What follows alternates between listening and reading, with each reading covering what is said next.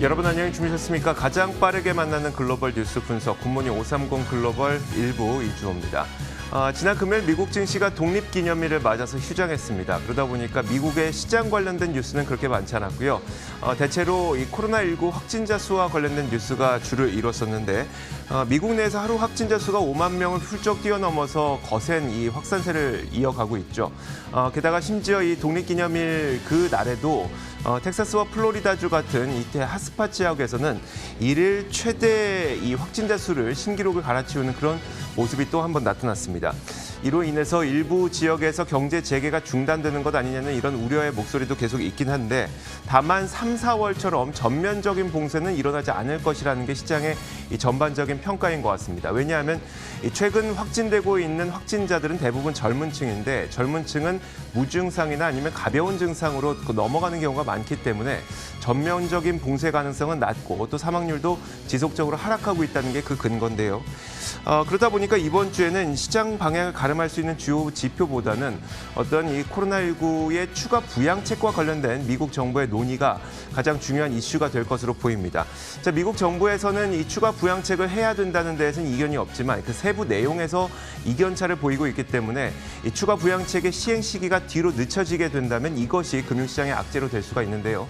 자, 이번 주에는 이런 것들을 염두에 두고 시장 대응을 해야 될 것으로 보입니다. 지난주 시장 정리해보면서 이번 주 시장 준비해보도록 하겠습니다. 굿모닝 530 글로벌 1부 바로 출발하겠습니다.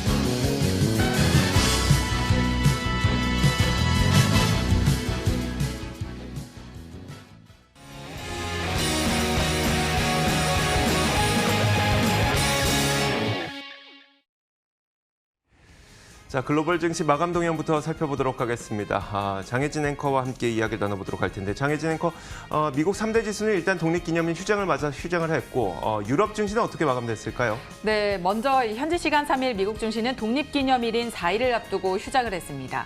따라서 지난주 월요일부터 목요일까지 한 주간의 흐름을 잠깐 살펴보면요. 주간 기준으로 다우지수는 3.3%, 나스닥이 4.6%, S&P 500 지수가 4% 상승하면서 마감을 했습니다. 지난주 한 주간 미국 시장이 어땠는지 살펴보면요. 화요일에 상반기 마감과 동시에 2분기를 마감했는데 미국 증시는 20년 내 최대의 분기 상승을 기록하면서 장을 마치기도 했고요. 나스닥 지수는 지난 수요일과 목요일 장에서 연일 사상 최고치를 경신했습니다. 따라서 코로나19 재확산으로 시장은 여전히 불안한 가운데 대형 기술주들이 선방해주면서 나스닥 지수는 날아올라줬습니다. 가난하게 유럽 증시도 살펴볼까요? 유럽 증시는 현지 시간 3일 미국 경제지표 호조에 따른 위험 선호 심리 확산 등을 이유로 일제히 하락했습니다. 미국 증시가 독립기념일 연휴로 휴장하면서 전날의 상승세를 이어받지 못한 것도 영향을 미친 것으로 보이는데요. 독일의 닥 지수는 0.64% 떨어진 12,528선에 프랑스 캬크 지수는 0.84% 하락해 5,007선에서 거래를 마쳤습니다. 이렇게 증시가 불안한 것은 전 세계적으로 코로나19 재확산 기세는 꺾이지 않고 있기 때문인데요. 지난 7월 4일이죠. 독립기념일을 맞아서 미국 전역에서 불꽃축제 등 기념 행사가 열렸습니다. 이로 인해서 플로리다와 텍사스는 또 한 번 주목을 받게 되는데요. 플로리다가 11,445명, 텍사스는 8,258명으로 해당 지역 기준으로 모두 최다치를 기록을 하면서 일일 신규 확진자 수가 굉장히 많이 늘어났습니다. 이 두 해 코로나19 검사 대비 확진자 비율이 13에서 14%대를 기록하면서 WHO 경제 재개 조건으로 제시한 기준 5%를 넘어 경제 봉쇄가 불가피할 수도 있다라는 의견들이 일각에서 나오고 있습니다. 독립기념일 행사 강행에 따른 퍼펙트 스톰, 크고 작은 악재들이 동시다발적으로 일어남에 따라 여러 위기들이 발생할 수 있다는 지적도 제기가 됐습니다. 이에 따라서 코로나19 재확산 등 최근 상황을 고려하면 과도한 낙관은 피해야 한다는 지적도 적지 않습니다. 지난 한 주간 미국 시장은 코로나19 재확산에 대한 우려에도 불구하고 주간 기준으로 모두 오른 채 마감을 했습니다. 상품 시장은 어땠나요? 자, 상품 시장은 휴장은 아니었었고요. 열리긴 했습니다만 조기 폐장했습니다. 우리 시간으로 새벽 2시에 조기 폐장을 했는데 국제 유가나 국제 금값이나 큰 변화는 없었습니다.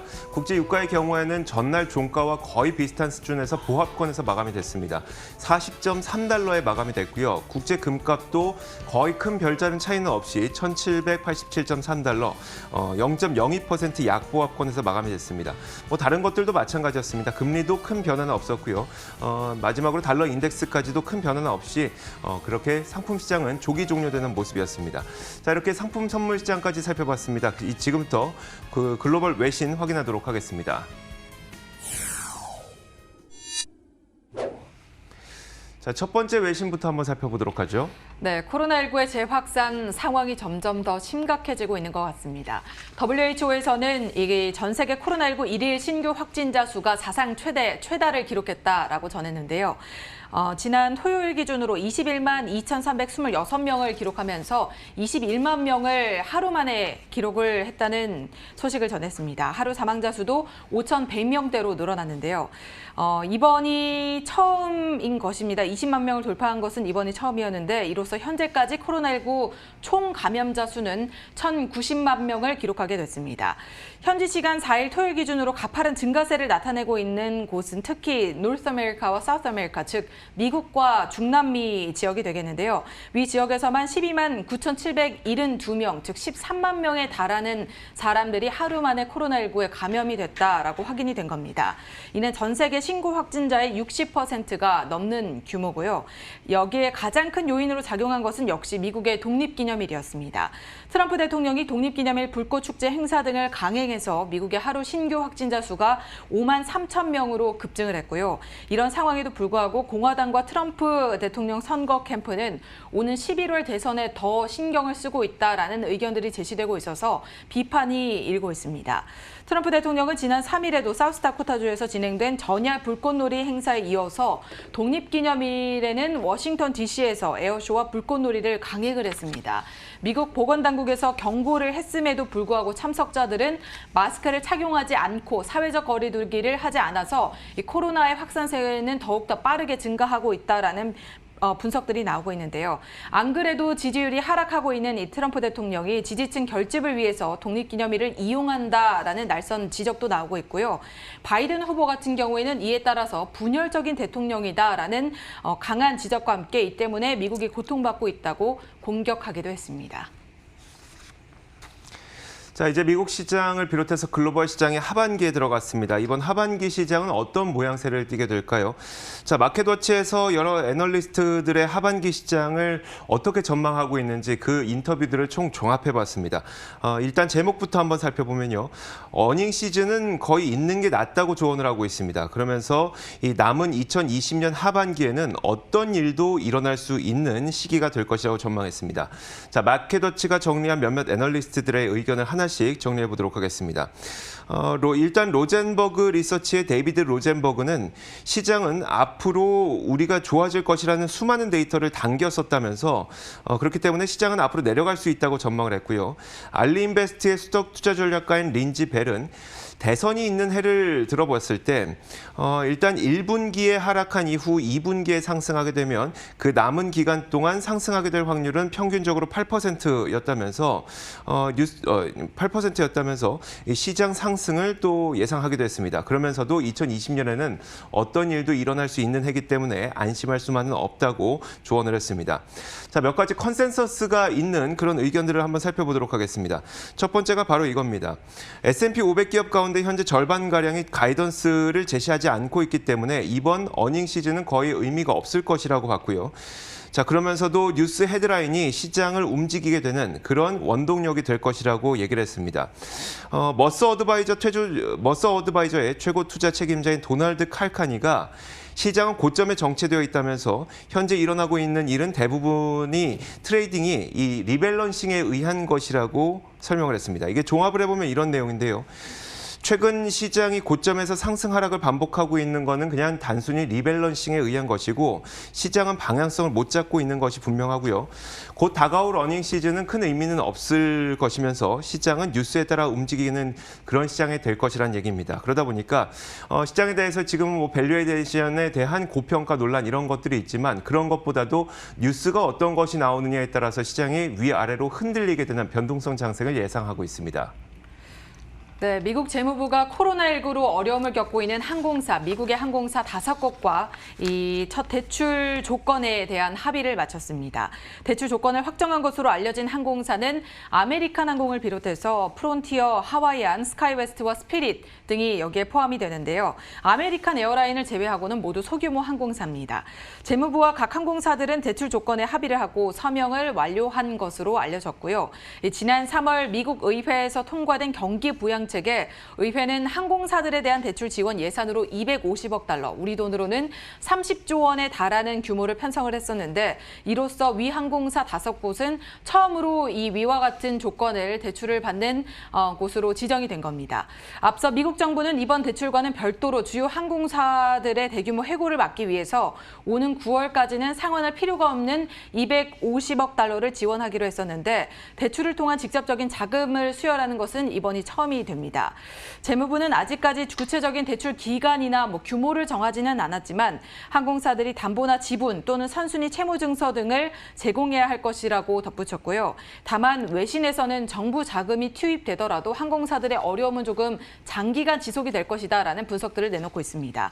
항공업계에선 최소 2023년까지 최대로는 2025년까지 코로나19 사태 이전의 항공 수요를 회복하기는 어려울 것으로 보고 이 회복 시기를 조금 더 장기적으로 보고 이끌어가야 된다라는 평가들을 내놓고 있습니다.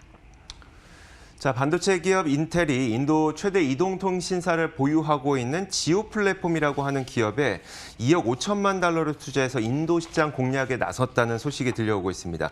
자, 제목에서 보시는 것처럼 인텔이 지오 플랫폼에 투자하기로 결정했다는 소식인데요. 이 투자 결정은 페이스북이 57억 달러, 페이스북이 57억 달러의 투자를 결정한 이후 3개월 만에 나온 투자 결정 소식입니다. 인텔은 이번 투자로 인해서 지오 플랫폼의 지분 0.39%를 확보하게 되는데 이 지오 플랫폼이 어떤 기업이길래 이런 뉴스까지 나오게 됐느냐 이걸 살펴보면요. 일단 지오 플랫폼은 인도 최고 부호 이 무케시 암바니가 이끄는 릴라이언스 그룹의 산하에 있는 기업입니다. 인도 최대 이동통신사인 릴라이언스 지오를 보유하고 있는 기업이죠. 인도는 13억 5천만 명의 인구를 보유하고 있고 그 가운데 3억 8,800만 명가량이 4G 가입자를 보유하고 있는 바로 그 기업이 바로 인도의 최대 이동통신사 릴라이언스 지오입니다. 그 릴라이언스 지오를 보유하고 있는 게 바로 지오 플랫폼이고요. 게다가 요즘에 인도는 매우 빠른 기술 발전이 이루어지고 있어서 인도라고 하는 곳은 투자자들이 절대 놓칠 수 없는 그런 지역인데요. 그러다 보니까 5G 시대를 맞아서 인도 시장을 공략하기 위해서 이 기업의 투자는 어떤 글로벌 기업들이라도 빠뜨릴 수가 없는 겁니다. 사실 페이스북이 이 기업에 대한 57억 달러를 투자했던 것은 왓츠앱을 19억 달러에 인수하기로 한 이래 가장 큰 투자 규모일 만큼 페이스북도 인도 지오 플랫폼에 어마어마한 투자를 한 것인데요. 그만큼 인도 시장의 중요성을 방증하는 것이겠죠. 이곳에 인텔도 투자에 합류했다는 것은 물론 지분 규모는 이번 투자로 인해서 0.39%밖에 되지 않습니다만 인도 시장 공략이라는 상징적인 의미를 갖고 있는 것으로 보입니다. 자, 이렇게 글로벌 뉴스 살펴봤습니다. 맨해튼 나우 이어가도록 하겠습니다.